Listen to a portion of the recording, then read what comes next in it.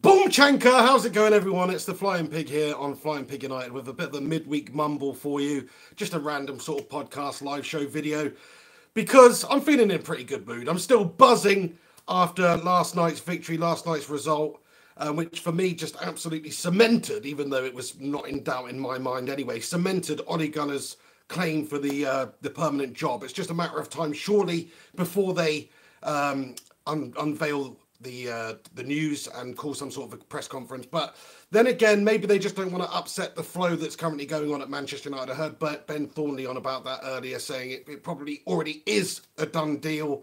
It's just the fact that they don't want to upset United's good form. But for me personally, I don't think it would upset United's good form. I think the players seem very happy with Ole Gunnar Solskjær. You can see that with the way that they ran over to him. They're reacting to him from the positive result last night. They love a bit of Ole Gunnar. What's not to love? Look at the little face on him. He's a baby-faced assassin as a player, baby-faced assassin as a manager. He's come in as a super sub and he's saved our season. I think the players absolutely love him. Just a short while ago, nobody really expected us to navigate this PSG tie successfully, but we've done it against all the odds. We proved that we are a team that has belief once again, and that belief has come back in the form of Ole Gunnar Solskjær and also Mike Phelan and some of the other people behind the scenes. Whatever they have done, they've worked absolute magic at Manchester United and got this side back to believing again that they are certainly capable of challenging for all major honours, which is what this club should be. And Ole Gunnar just gets that. He's the perfect fit for the club. You know, he understands the club. He's an ex-legend player. He understands the mentality, the philosophy. That's half the battle with United, is just having a manager who's willing to play to our philosophy, if you like, because we've already got that style, that ethics behind the club that's spanned many, many years, and that is to be a full-on entertaining attacking side. And when you've got the players that we've got in those positions up top there, then you can be a danger. I mean, Rashford and Lukaku last night were brilliant. We've not seen them together very much, but I mean, based on that performance, you'd have to say that maybe we should try that a little bit more often, because I thought it was actually pretty damn good. And of course, Rashford, you know, showing the bottle to smash that penalty away at the end of the game there. You know, we've got some sensational talents up the top of the pitch and certainly in the middle of the park. Maybe we're lacking a little bit at the back. But nothing a transfer window can't sort out. Everybody who's tuning in right now to this live stream, thanks so much for stopping by. A little bit of a bonus video this week. I am going to try and get more stuff out, more content out as and when I can, like I can today. I've got a little bit of time today, so I certainly will be diving deep into the game last night and also what this means for Manchester United, what this means for Ole Gunnar Solskjær. Of course, he's getting the job. I said it in my video last night. There's no way on earth they cannot give this man the job now. There'll be a witch hunt if they don't give him the job. So, you know, I've basically entitled this video, he's at the wheel, because he is at the wheel currently, and he's going to be at the wheel going forward. They will make him the permanent manager. Surely it's just a matter of time. I'm hoping that by the end of this video, by the end of this live stream that I've done here, he will actually have been announced as the permanent Manchester United manager. But like I say, maybe they're just holding off at the moment because they don't want to upset things. Everything's just perfect at the moment, isn't it? Let's just talk about the fixture last night then. Of course, PSG, tough tie, beat us 2-0 comfortably in the first leg. But they couldn't do it in the second leg. We went there with belief. We went there with a band of injured players that were out. 10 first-team players could not make the game. So when you think about that, the fact that we went there and we did them with a ragamuffin bunch of players, it's just absolutely unbelievable. Neymar's face! Oh, shit. Neymar's got carried away there. Neymar's face at the end of the game. That absolutely just made my evening, I'm telling you. You know, forget the result, forget the win. Just seeing Neymar so annoyed. That made it all worthwhile. So that was fantastic. Yeah, I'm just absolutely overwhelmed with the result. Wasn't expecting it. It is truly one of the best Manchester United European nights that there's been. Even though, a lot of people are saying, oh, Manchester United fans, they're treating it like they've won the Champions League. Probably in a Scouse accent, but it's not obviously to that extent, but it's just a manner in which we were out, we were down and out from the first fixture. A little short while ago with Jose in charge, we were a shocking outfit. We really were terrible. Going away from home to Paris, getting the 3-1 victory, getting the VAR penalty at the end there. Rashford, young lad, stepping up, cool as a cucumber, smashing it away. Just everything that happened in that game was one of those glorious fairy tale Manchester United nights. PSG showed once again they're the bottlers of Europe. You know, let's be honest now, they are bottle jobs. But United still had to put that pressure on them, still had to keep fighting. Ole Gunnar said in his press conference afterwards that they just wanted to be in the game with about 10 minutes left. And we were. And of course, the time that we scored is absolutely the best time to score, because it doesn't leave very long for them to get back into the game and do anything, although they actually nearly did with a couple of dodgy balls into the box. David De Gea flapping at one. Uncharacteristic of David there. But in the end, you know, he's made the save and the final whistle's gone and Manchester United were victorious. It's just unbelievable. I still can't quite get over it. The feeling of Manchester United being back has never... I've not felt like this since the Fergie days. So not just because of how we're doing, the improvements, the way we're playing, the fact we are winning games and we've been on a positive run and we haven't even really lost a game since Ole Gunnar's been in charge. And I don't count that first leg against PSG as losing the game. No, it's over 2 legs. That was just half time. We won the freaking game, okay? We won the tie. So we're still undefeated. We're still unbeaten. Ole Gunnar Solskjær still has that perfect record for Manchester United. In my eyes, forget the Champions League result, but 9 away wins on the road as well. I mean, that's just unheard of. Breaking records in such a short space. He broke the record for the most successful start to a Manchester United manager's career, I believe, and he also broke the record for the most away wins on the trot.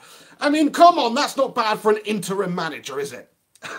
But there's no way that he will remain interim manager and he'll be leaving at the end of the season. That would just be crazy.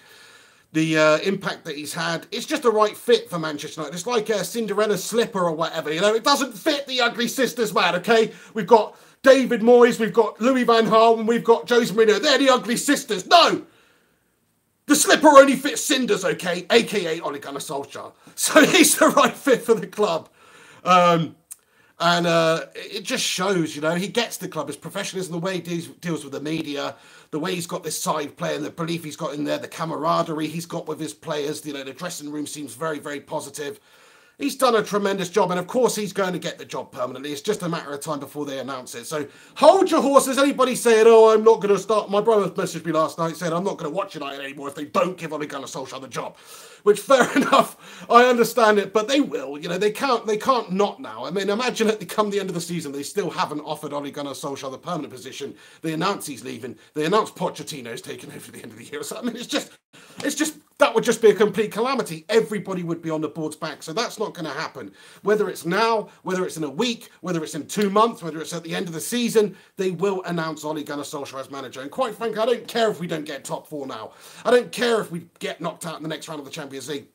Just from what he's done now, he absolutely deserves the job. So I'm sure a lot of you feel the same as me. I'm just going to go into the comment section and do a few shout outs quickly before we continue with the rest of the video here. Alex Rudd is moderating this video right now. Thanks so much for getting involved here and keeping control of these pesky commenters in here.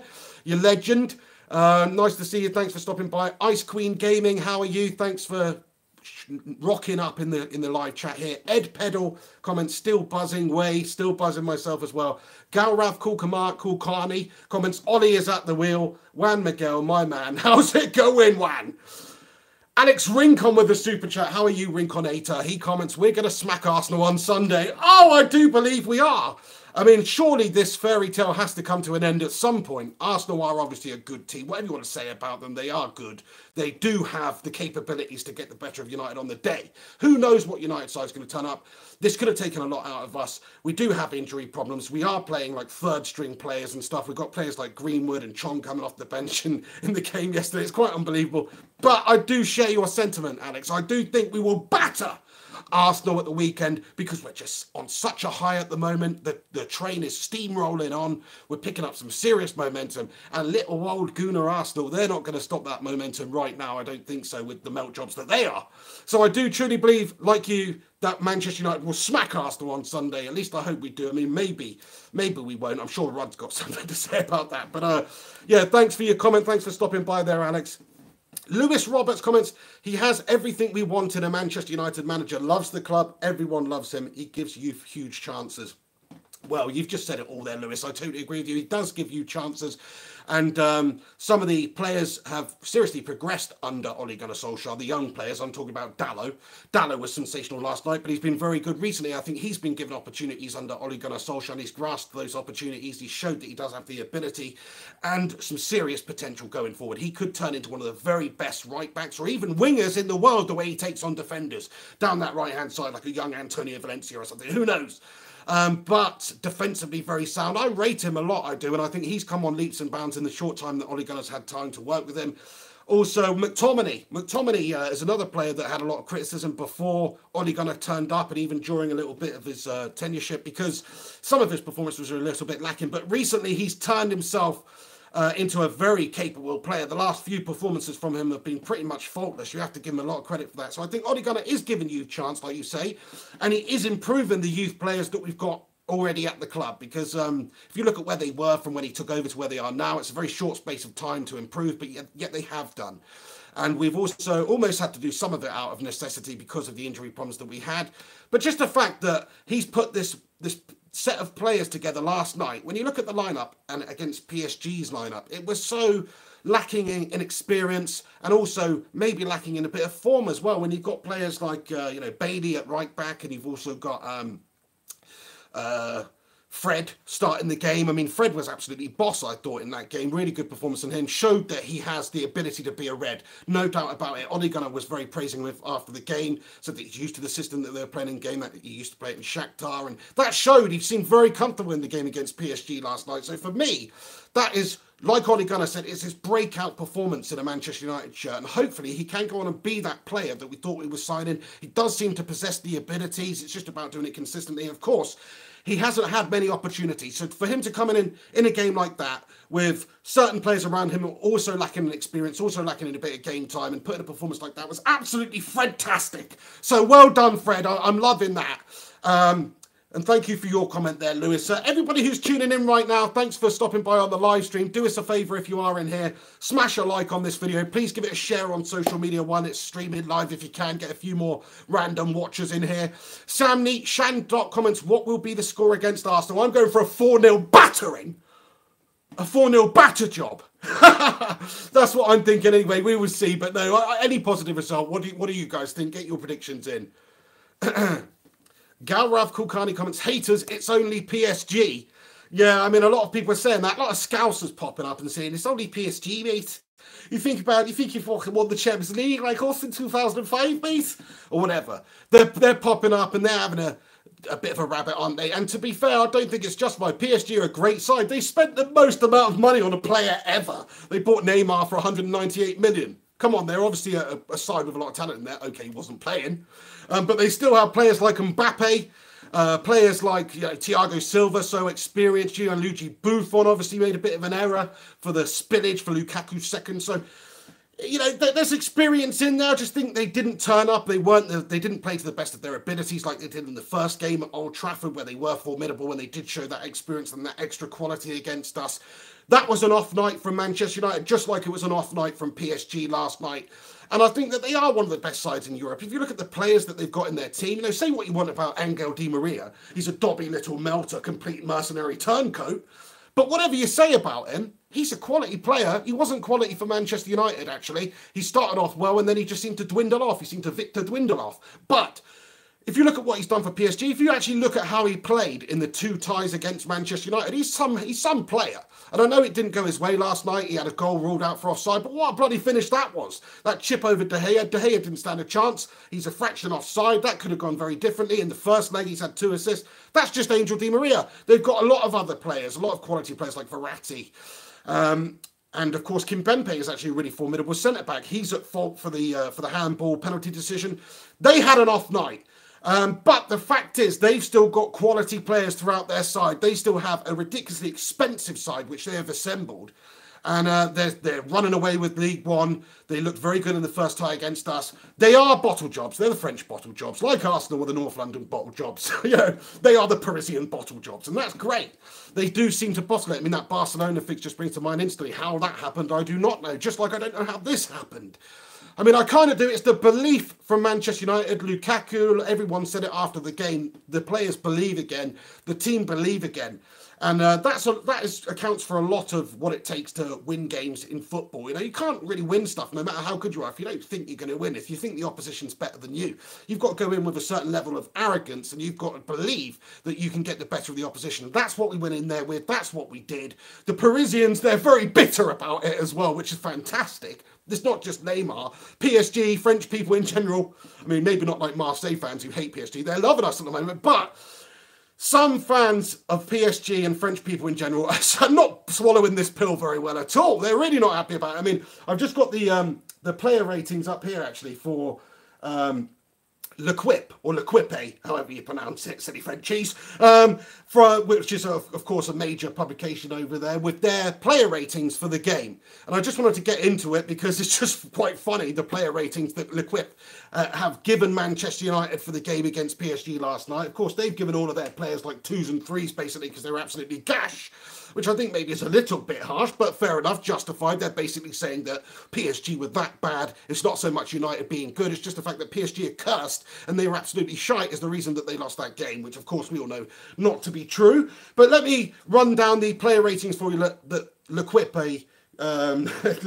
game. So they gave David De Gea a 6, which is fair enough. I'd say that's accurate. Luke Shaw, they only gave a 6 to. I mean, I find that a little bit harsh. Luke Shaw, I thought, was a very good performer in the game last night. He had Mbappe in his pocket in the second half. And, you know, he was he put in a very good performance. So I'd at least give him a 7 or an 8. So L'Equipe, Frenchies, you're having a mare there. Okay, they've given Lindelof and Smalling 7s, like they were defending like lions throughout the game. I didn't necessarily think that was the case. Ashley Young, they gave a 6 to, which, if anything, I mean, that seems a little bit generous for me, but there you go. So I think their ratings are just complete bollocks. They gave McTominay a 4. They gave McTominay a 4 out of 10. How they could justify that, I do not know, because I thought he put in a really good shift, was very good indeed, and also Fred in that role as well. They gave him a 5. They've given Fred a 5 rating and McTominay a 4 rating. You know, I think they're a little bit bitter, lads and lasses. And then they've given Pereira a 3, and which is pretty harsh. Okay, didn't do a whole lot, but 3. And then Lukaku and Rashford an 8 and a 7 respectively. So, you know, didn't give anybody over an 8, which I think is bollocks. Lukaku pounced on a couple of chances, real great poachers goals from him, like a true striker, true centre forward. You know, he anticipated the rebounds and things like that, and he's got latched onto it first and stuck it in. I thought those were 2 moments of classic centre forward play there, where you basically, you know, poacher's goal, if you like. So that's great. I'd love to see that from Lukaku. He's smashed in a couple of great finishes recently from distance, but those goals are equally just as important, where he's got the read on the defence, he's got the read on the goalkeeper, he's got the read on the deflection, whatever it may be. That shows that attacking intelligence from him. So I, you know, fair enough though. But most of those player ratings are shite. The point I'm making is that the Frenchies are not taking this one very well. Which, can you blame them really? Because we've come to their place and we've totally turned them over. We've done them 3-1. Bit of a controversial decision at the end of the game with the penalty shot, which in my opinion wasn't controversial whatsoever. I don't really understand how that's not a blatant penalty, because it's not like a natural movement for him to do, I don't think. Yeah, he's turning, there's a bit of momentum, but I believe if he was turning in that way, his arm would be going the other way, not into the path of the ball. So basically, he's a cheating bastard, and justice was done on that one. Yeah, guys, so that's the player ratings for L'Equipe anyway. Bunch of jokers. Let's get back into your comments here, see what you guys think about that. Gary McMusic comments, Rashford, new penalty taker. Based on that, he was cool as a cucumber. He handled the pressure. Big moment in the game. Huge moment in the game. Biggest moment of our season, really. And there's a little bit of time for him to wait and go over things in his head. But when it got to it, you know, he absolutely smashed it past Buffon. Buffon didn't stand a chance. He showed that he has, you know, has that bottle, has those cojones to, you know, to be that Manchester United forward going forward. And maybe he could well be the future penalty taker. Based on that, based on how he handled the pressure, cool as a cucumber, why not? He's a goal scorer at the end of the day. He's a natural goal scorer. Well, I just feel so privileged that we have got a player like Marcus Rashford at the club, somebody who we brought through. You know, credit to Louis van Gaal for that. For giving him the opportunity at the time. But he came in, he showed what a talent he was at that age, at the age of 18. And then now he's turned into such a quality player. And you see when he's taken a shot off at the end of the game. He's been hitting the old gym up a little bit, you know. He's got the potential to turn himself into a real athletic player. You can see that. And I think he's only going to get better as he improves, as his physique gets better, as he gets older, his physicality, all that sort of thing. But from what I've seen, he's got pace for days. He's got natural finishing ability. He's intelligent. He can handle pressure.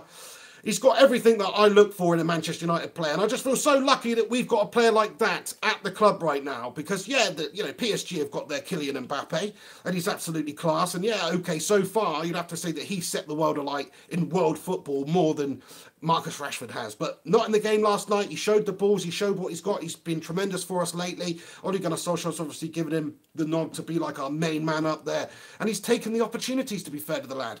I've got nothing but love for Marcus Rashford. I truly believe he is the future of Manchester United, and obviously it's easy to say because he obviously is.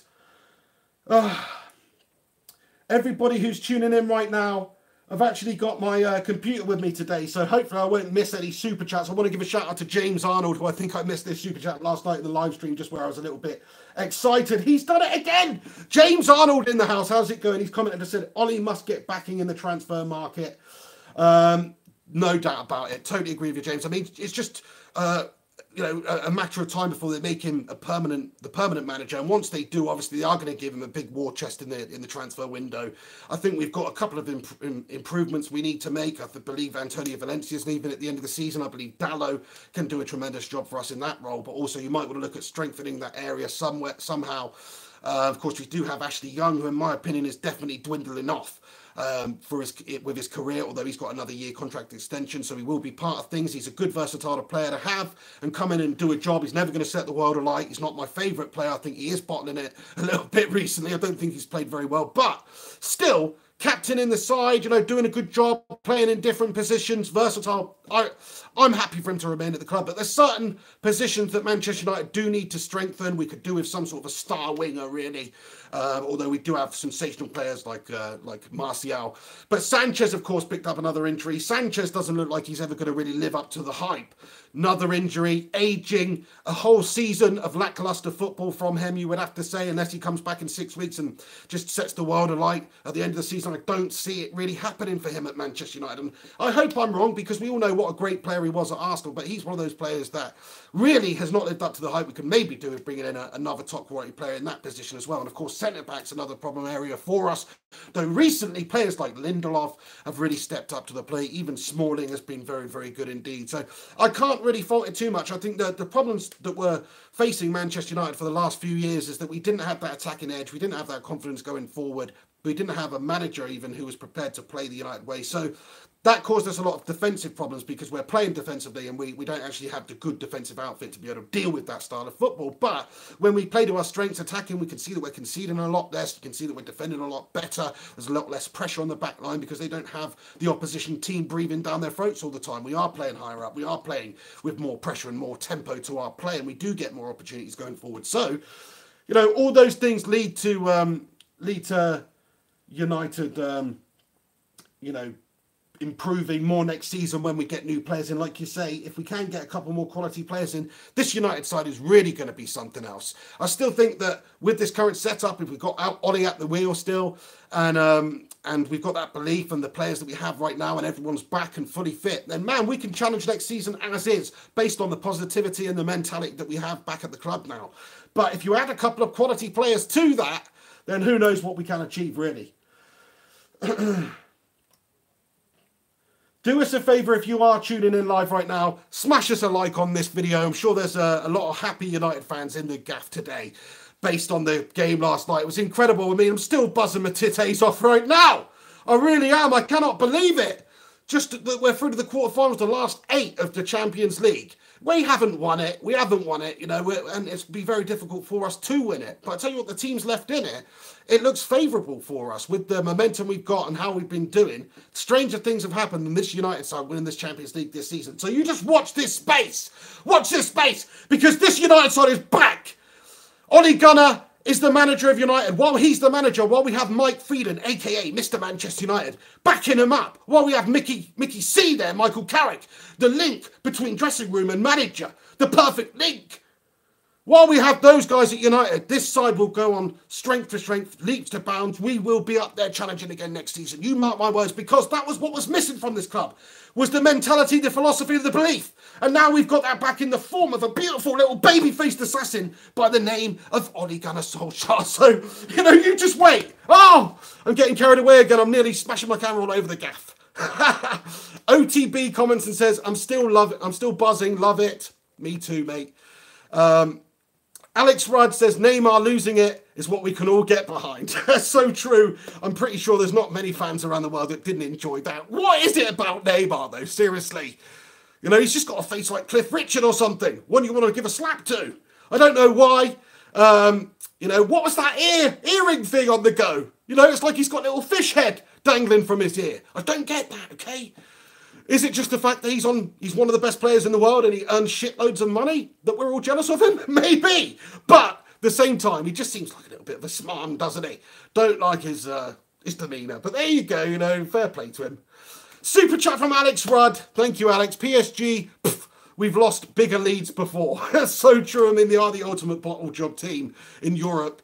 That Barcelona fixture, like I said, was just laughable, really. Yeah.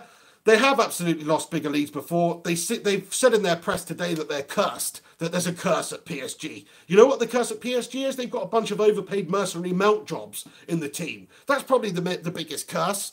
You know, people like Di Maria springs to mind, somebody who I don't really have too much respect for because of what he said and did towards the end of his Manchester United career. The fact that he did move so easily, the fact that he didn't look like he was trying, and he started well and looked like, and we all knew he was one of the best players in La Liga over there, and he came to United, and it just didn't look like he could be asked, man. So I personally don't rate him, but they've got players like that. They've got, you know, Neymar is, of course, you could argue about his determination out there and the fact that he just falls all over the place all the time. You know, I don't think they're the toughest mental team in football. They do have really great players and really great experienced players and good leaders in there. You have to say people like Thiago Silva, people like Buffon, they're great characters, they're great leaders on a football pitch, but they've also got a few melt jobs, okay? That's all I'm saying. Thank you so much for your super chat there, Alex Rudd. Alex Rincon comments and says, PSG is miles better than Arsenal. We can do them on Sunday. You're absolutely right, mate. They are, aren't they? When you think about it. They're 10 times better than Arsenal. Look at what they've done in the Champions League last couple of seasons. They've always progressed through to the latter stages of the Champions League. Arsenal don't even know what a Champions League is anymore. Okay? Of course we're going to batter them. You know, say what you want about United. Say what you want about the Jose's reign and the shocking start we had to the season. Look at where we are now in the Champions League places, vying for those Champions League spots in the quarter-final of the Champions League. So we do deserve to be there. Based on form, since Ole Gunnar Solskjær has come in, we're the best team in England. So you better watch out, Gooners. That's all I'm saying. Because I do think that United, at this moment in time, we've steamrolled the Gunners. Oh, I'm still buzzing. It's so awesome. And you can probably tell I'm getting balls deep into this at the moment. Big Man Joe comments and says, hey, that's my name. Oh, Ollie's at the wheel. Pig, tell me how good does it feel, Pig? It feels pretty damn good, man, I must say. You know, just the fact that we are winning every single game that we're put in front of him. Basically, he's manoeuvring the fixtures. He's manoeuvring these quality, against these quality teams. When you consider the injury problems, the tactical decisions he has to make, the changes, the substitutions, the selections that are all different from week to week because we've got so many players out injured. I would say that he's just done an incredible job and it feels absolutely amazing, mate. Dominic Onyango comments and says, Greenwood to score at the weekend. Put a bet on it, mate. Honestly, you can make a serious amount on that. Eamon Sahuli comments and says, McTerminator and Smaldini were awesome. Yeah, fair play. I totally agree. I think they really were. McTominay was fantastic. Definitely deserves higher than a 4 rating that Lequipe gave him. And, of course, Smaldini was absolutely amazing as well. Fair play to them. Monument to Fupa comments and says, nearly 10 hours later, and I still can't believe it. Yeah, I mean, it's just one of those fixtures that really gets you a lift as a football fan. As a fan of United, as somebody, of course, like a lot of you, followed them for all your life, who've seen mostly ups, but also a lot of downs recently, a lot of bad times in the last 6 years, a lot of troubles, a lot of strife at Manchester United, a lot of controversy, people coming in, people going, signing players, Falcao, flop, signing managers, Moyes, flop. Lots of ups and downs in the last 6 years. We were spoiled before that, of course, but getting back on track is the most important thing. Football has changed somewhat. There's now more entities in English football that are up there challenging, that have the money, aka Man City and Chelsea, who, 20 years ago were basically just complete melters, weren't they? They didn't deserve to share the pitch. with Manchester United. But now with the money injected, with the oil money, they do have the capabilities to challenge. So they're both right up there. That injects something into it. You can see Liverpool as well. They're back into it now with Fenway Sports Group and owning them. And there's a lot more challenge for the title this year. The top 6 sides in England are all very good teams. You know, the likes of Arsenal, okay, maybe you're not quite very good, but good team. Spurs, Liverpool, Chelsea, Man City, United, they're all very good teams. And if you look at the strength of those 6 teams, it's better than any league in the world, really, in my opinion. You know, certainly Bayern Munich and Dortmund and those types of teams over in Germany are great teams, but they don't have 6 truly, really top quality teams, I don't think. Maybe 3 or 4. Same with La Liga, they've got 3, really. And Serie A also. So I think we've got a fantastic league. It's more difficult to win than any other league, in my opinion. You know, the top leagues across Europe, people say the Championship's the most difficult league to win. I say that's probably true, but in terms of the top leagues, I think it's definitely the Premier League, which is the hardest. So just the fact that we've got, you know, Spurs and United through to the latter stages of the Champions League this season, it shows the strength of the league. And they're, of course, the teams that are currently 3rd and 4th. So we have got a job on us to go on and challenge and win the league again in the next couple of years. It can be done.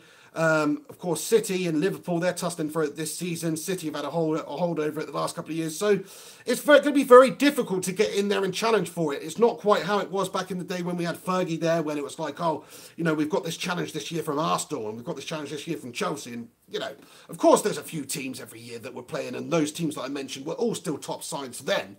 But it just seems like there's more of a financial level playing field now in the Premier League. The other teams below, they're all getting ridiculous rights money from the for the TV deal and stuff like that. So they all can compete to a higher standard. So the top sides are losing more results than you would maybe expect. I mean, look at that Chelsea-Bournemouth result from a couple of weeks ago. Bournemouth battered them 4-0. I mean, who sees that one coming? That can happen a lot more frequently in a league like the Premier League, where there's much stronger teams generally throughout anyway.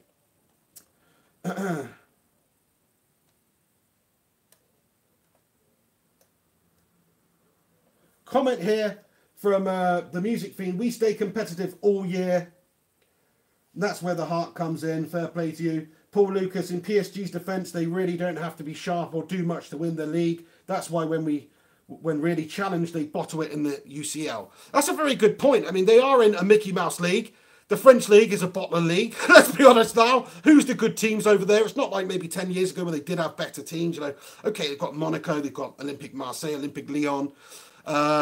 There are some good sides over there in France, but like I say, like I was just saying about the leagues across Europe, they're not to the level of the top sides in England, say, or Spain or Italy. And maybe PSG do have the quality in there, but like you say, they're not facing the same sort of opposition week in, week out. They're just given teams that they can steamroll easily, and of course they deal with that and they win the league every single year over there. It's like Celtic in the Scottish Premiership. Nobody gives a shit, man. Just because you can win the Scottish League doesn't mean you're any good, really. I mean, they can't even get qualified for the Champions League half the time. So, you know, I agree with what you're saying there. I think in their defence, you know, it's not a very good league. They don't have the quality of opposition that we face week in, week out, and that means that we do have somewhat of an advantage when it comes to the European games, when we're playing a team like PSG who are not consistently playing quality teams like we are. Then yeah, it probably gives us somewhat of an advantage. And yeah, they are just a bit shit, aren't they? Thank you so much for your comment there. Loving the comments in here today, lads. We've got a comment here, a super chat, in fact, from Ted Zavala. Thank you to everybody who does take the time to send these super chats in. I appreciate you getting involved on the channel like that. And he comments and says, Ted, the only player that didn't do well yesterday was Eric Bailly, but it seemed more like he was playing out of position, and Di Maria can suck it. Yeah, totally, Ted. I mean, Eric Bailly, to be fair to him, he's playing, you know, out of position. It just looked like he didn't necessarily know when to press, when to, leave off and all that sort of thing. He basically just looked out of, like a fish out of water a little bit, and that's obviously why the substitution was made. Dalot came on, looked much more comfortable. But Eric Bailly is, of course, a quality centre-back. He's not versatile in those terms because, of course, we've not really seen him play anywhere else. You know, Phil Jones, we've seen him play right-back and stuff like that and in front of the defence. But Eric Bailly seems like just that classic centre-back, like a Vidic or something, where you don't F with him. You know, you just put him at centre-back and let's see how he does. I think Ole Gunnar, obviously, his game management has been brilliant since coming in as well. You know, you've got to give him a lot of credit for that. His in-game management has been second to none, really. The decisions he's made, the substitutions he's made. You know, he was talking to Dallo all that game yesterday on the sideline, kind of like Mourinho was with Luke Shaw that game. Just to help him, you know, because he's lacking in that experience, and obviously Ole Gunnar is not. So, yeah, I think that's more a case of Eric Bailly being out of position, of course, he is still going to be a big, important player for us. I do hope that he lives up to his billing, because we all thought when he came in that he could go on and be maybe the new Vidic for Manchester United. We've seen somewhat of that, but you know, certainly not anywhere to that level where he looks like he's going to be the next Vidic. But hopefully he will do that. Northern Nightmare, how's it going, mate? Comments and says, maybe it is not so healthy to walk your league like PSG. Yeah, I don't think it is. I mean, look at Celtic, the way they demolish teams in the Scottish Prem, put them in a qualifier for the Champions League, and they melt, don't they? So, yeah, I mean, there's no doubt about it. It's only going to help you if you're playing quality opposition week in, week out. I mean, there's some teams that are in that position that it doesn't seem to faze them too much, maybe like a Barcelona. Because if we're being brutally honest now, there are some good teams in La Liga, but I still don't think they've got the depth of the Premier League. You know, I put like, you know, I don't know, Levante, for instance, you know, up against anyone in our league, basically. And I'm sure we'd give them a very tough game. Or, you know, but they've got Atletico Madrid, Real Madrid, and Valencia and Villarreal. You know, after those few, it starts getting a little bit ropey. Barcelona, Real Madrid, you know. So, but Barcelona, of course, have been formidable in Europe over the last 20 years. So have Real Madrid. So that only holds up so much, but I still think those sides, that is a much better league than say, League One. I think our league's more competitive than La Liga, but La Liga is more competitive than League One. So there you go. That's probably why they can compete. The Music Fiend says Lyon and Marseille would finish mid-table in England.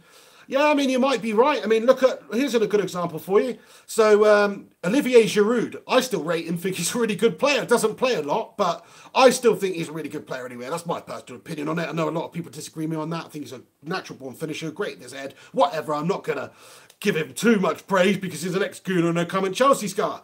But I think he's a very good player. And if you look at what he did over in League One, scoring ridiculous amount of goals for Montpellier, and Montpellier won the league. You know, goes to show you, I guess you could say Leicester City and Jamie Vardy, though. So, you know, but in my opinion, it's not as good of a league, and that is a big reason why Manchester United were able to get the better of them in that tie, because we do play better opposition week in, week out. We've been beating better opposition week in, week out. Let's not forget that we've beaten Spurs and Chelsea and teams like this recently. And I just think that United, at this moment in time, we've got that belief and momentum behind us. And because we are used to playing that level of football at the moment, that, you know, maybe PSG just were not ready for us. And I'm sure they would have done better if they had freaking that Neymar melter in there. But fact is, they didn't. Cavani is obviously not 100% fixed. He only came on right at the end. So they did have their two biggest players effectively missing. But we had 10 first-team players missing. So you cannot use that excuse, PSG. You can't use that excuse. We had no Martial, no Mata, no Herrera, no Pogba, no freaking everyone else. There was loads that we didn't have. So basically, you can't use that excuse. United were turned up with a second-string side with then a bunch of youth players on the bench. That was the weakest bench I've seen in years. Yet we still got the job done. So you can't use that excuse, PSG. Jedi Master Tom comments, Ollie is United through and through, and it's so refreshing to see. Well said, he is. He gets the club, he understands the club, he knows the mentality. He's played under the best manager in the history of United and saw what he did. He's had some managerial experience elsewhere, had some experience winning things. He's come into United, he's had the best start to United manager's career. He's had the most away wins. Just incredible what he has done. And I think that it's just the right fit. Luck, judgment, whatever you want to call it. The people who put Ole Gunnar Solskjær and Mike Phelan and Carrick into this role have just struck gold, basically, because it just fits. like you say, he's United through and through. He understands it. He understands the philosophy. So to me, there's nobody better for the job right now. There will never be anybody better. Don't care if we go on and we lose, lots of games next season. He still gets the club. He gets the mentality. He knows how we want to play. And he seems like a very good motivator. He seems like a really good tactician. That's probably the thing that's most impressed me about Ole Gunnar Solskjær since he's come in. It's just his tactical abilities, his tactical astuteness. He has a serious knack for it. Like I was saying, he can see Bailey struggling. He's tried Bailey right back there. It's not worked out. He doesn't have the experience there. He's a fish out of water. 35 minutes in, he makes the change. He makes the change, and that change is pivotal for United's success in that game because Dalot was incredible. Things like that. And there's lots of other occasions which my jelly brain can't remember right now. But there's lots of other occasions where he's done that so far as manager for United. And to me, that is so impressive for somebody who doesn't have a great deal of managerial experience. He obviously gets the game, understands the game, knows how he wants to play. That's hugely important. Not only that, the players will back him, the players will believe him. It's not like Jose where, okay, maybe if Jose had 100% compliance with his system from his players, maybe he would have done better, and he wasn't getting that because they didn't want to play that way. But with Ole's system, he does seem to be getting 100% compliance. Everybody's happy doing what he asks of them. Lads and lasses, there's 150 of you legends in here tuned in randomly on a Thursday afternoon. So I appreciate you getting involved, giving up your time, stopping by, watching this lovely mug in front of you, chat, talking head on your screen. So I appreciate you getting involved. Do us a favour if you're in here. You know what I'm going to say. Smash a like on it, lads! And lasses, of course, let's not be sexist and leave out the ladies. Stuntman Mike, how you doing, pal? Says Short is slowly becoming a world-class left-back. Yeah, I mean, he did seem to grow in that game yesterday. He's grown recently. He's been sensational. I think his progression under Ole Gunnar Solskjær has been as rapid as, any other time during his Manchester United career. There was a moment, of course, when we had Van Gaal as manager where he started the season incredibly well, was our best player up until he got that injury. And then he had, of course, it's difficult after coming back from an injury like that to really kick on and progress, but he has done that. You're absolutely right, Mike. He's showing that he's becoming a quality left-back defensively, going forward, sound. I really do think that he's got the abilities. I can see him being United's left-back for the next 10 years. Just like I can see Dalot maybe being our right-back for the next 10 years. I know we've not seen hardly enough of Diogo Dalot, but what we have seen from him, I love his attitude. I love the professionalism. I love his passion. Did you see him celebrating with his parents after the game? I'm happy for him. He's a young 19-year-old lad living his dream. Not only that, he's got the bottle, he's got the ability, he's out there playing his heart out and having big impacts against PSG, one of the most expensive and experienced sides across Europe. One of the favourites for the Champions League, and he's there bossing them, making them look like a bunch of Parisian melt jobs. So, to me, I think them two, Luke Shaw, Diogo Dalot, from what I've seen this season, I believe they can go on and be United's left back and right back for the next decade. Okay? Tactician Tom says, I'm joining. This light has got to get the job. What? How's it going, Tom? That's my brother there, Tactician Tom. I think he's had a mare there and just put a typo. But yeah, he's got to get the job. Ole Gunnar Solskjær, there's no way they can give it to anybody else now. I mean, if they did give it to, Pochettino or Zidane, there'd definitely be a big backlash from the fan base. Nobody wants that. We all want Ole Gunnar Solskjær. It's just a matter of time. There's no point even talking about it, like I said. I know I've made this video, but really, it's obvious that he's going to get the job. There's nobody better for the job. Nobody does it better. Nobody does it quite as good as Ole Gunnar Solskjær for United because he just gets the club. He fits. He fits Manchester United. He's the missing piece of the puzzle. The most important piece of the puzzle, really. And that is a manager who understands the ethos and mentality of United and also goes out there and executes it well. Which from what we've seen recently, from playing players like Dalot, Chong, starting McTominay, Pereira, and, having to do that because of injury problems and the fact that we're unbeaten really in his time since he started, having to do these incredible managerial tasks and doing them with flying colours. There's nobody better for the job, is there? Come on. Stipmeister comments and says, you are my Solskjær, my Ole Solskjær. You make me happy when skies are grey. Though Alan Shearer, he may be dearer. Please don't take my Solskjær away. Well said. Northern Nightmare says, Pig, you have your own ecosystem on your head. Yeah, thanks very much for that. Good one. Fair play to you. I don't really get it. Alex Rudd comments, drop a like on the video. Oh, he said it for me there. Thank you so much, Alex Rudd. And share the video. He also says, appreciate it. Zaki Chandia comments, am I the only one who thought Fred had a great game yesterday? No, you're not at all. Lequipe gave him a 5 out of 10, but me personally, I give him a 7 out of 10. I thought he did a very, very good job nullifying them defensively. Also, you know, good on the ball, good possession. He put in a really good display of his footballing intelligence in that game, which we haven't seen really. We've not seen any real standout performances from him so far, but that was his standout performance against PSG. Incredible performance from him. I thought he was very good, very solid.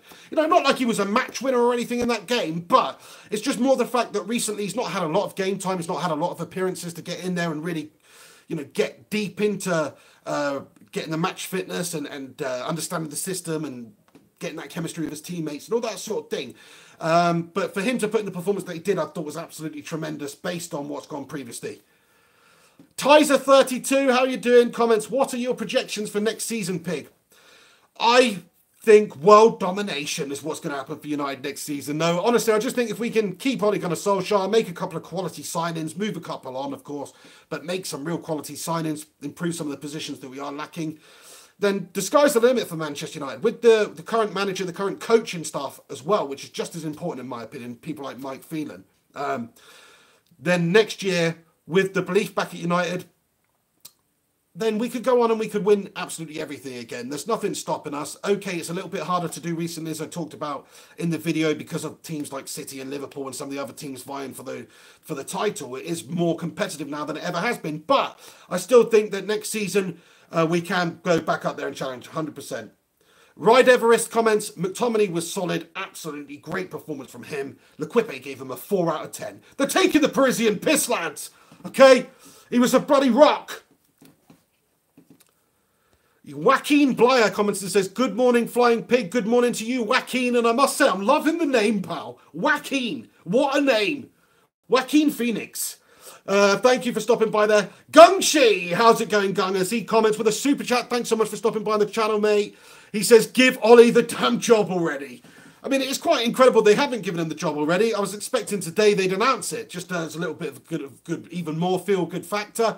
It would give the team like a little bit more stability, wouldn't it? Even though I guess you can argue that they don't want to upset anything. They don't want to change anything at the moment because we're playing faultlessly. We're getting the results. We're picking up the wins. Is it necessary to even announce him right now? I guess it's not necessary, but they should do it, shouldn't they? Just for Ollie. They should do it for Ollie because he's deserved it. He's earned this job. He's coming in as an interim manager, basically just to take the reins into the end of the season, try and steady the ship. But nobody really thought we'd go on this run and win all these games and get in the top 4 and get to the quarterfinals of the Champions League. Nobody thought this. So he has come in. He has run with this opportunity. He's made this United side his in a short space.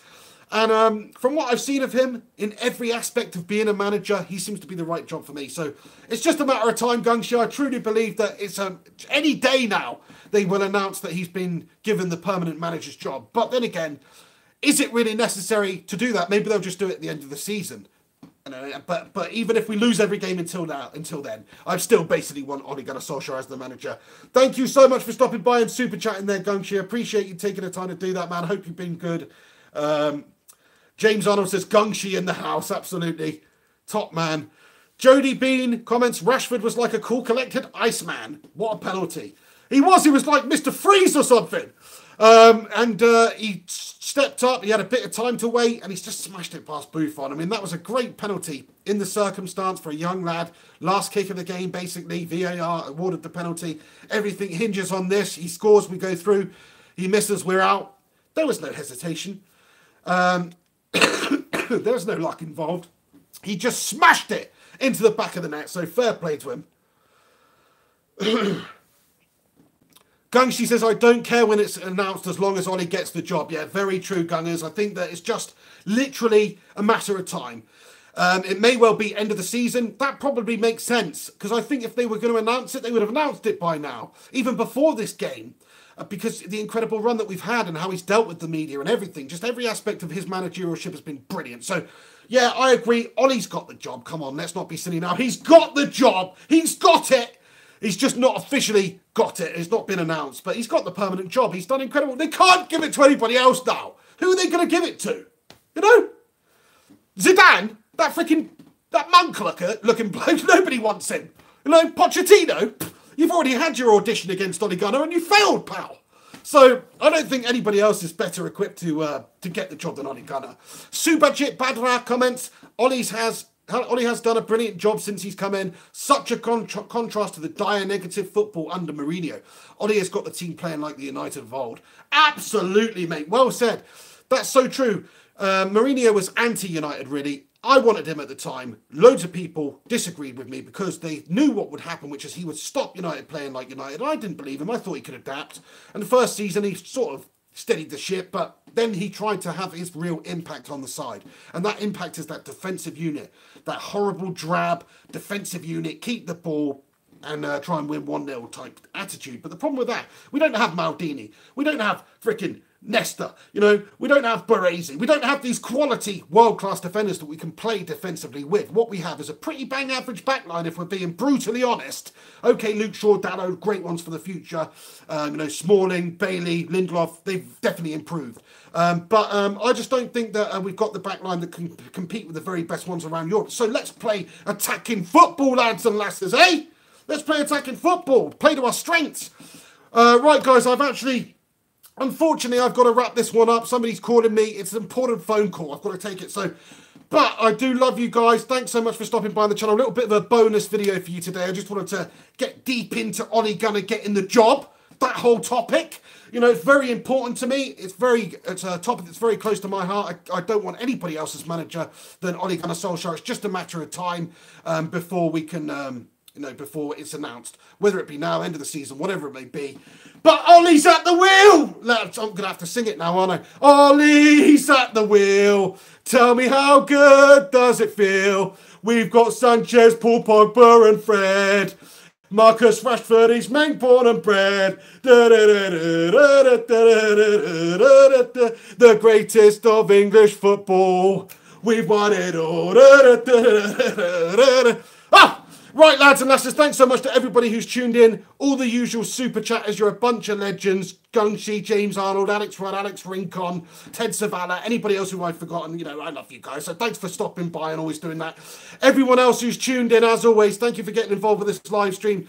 Do us a favour before you go, smash a like on this video. We're on 78 at the moment. Let's see if we can get this video to 100 likes.